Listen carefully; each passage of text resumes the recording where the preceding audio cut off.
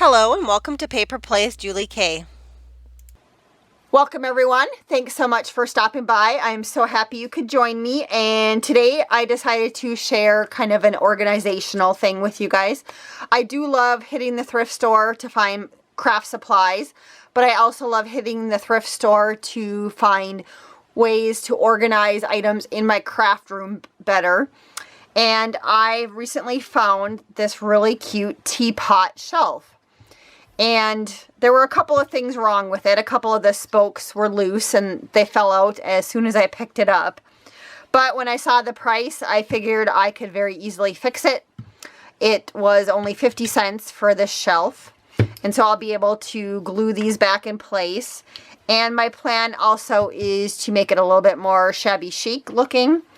And so I will just take some chalk spray paint in kind of a white color or maybe an off-white color and spray this down, and then it's ready to go. So, and I already have the chalk spray paint in my stash from past projects.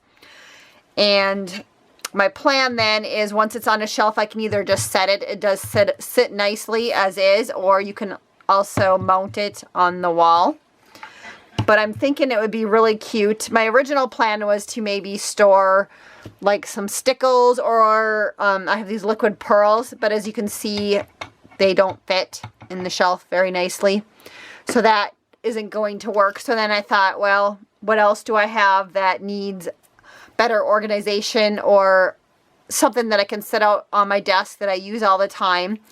And one of those items is I do have some washi tape. I have a lot of it stored in a container, but I have some rolls that I use quite a bit, and they just kind of float on my desk. And so it would be nice to have a dedicated spot to put those ones that I use all the time.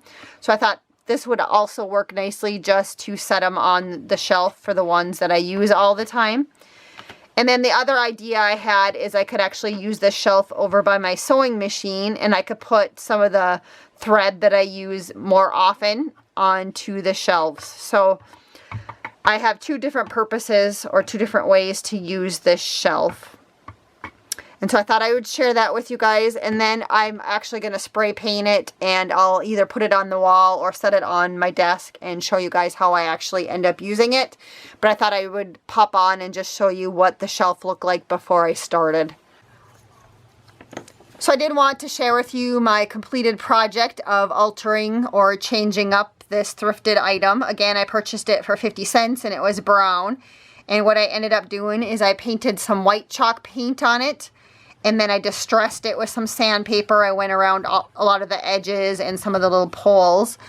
And after I did that, I went ahead and also in pink chalk paint, I did stamp kind of a random like postcard stamp that had just some sentiments on it that you couldn't read. And so I just randomly stamped that kind of all over on the shelf. And then when that was done, I did go over it with some clear or natural colored varathane wax just to protect it a little bit. And so this is my finished result. And I'm going to currently use it sitting next to my sewing machine.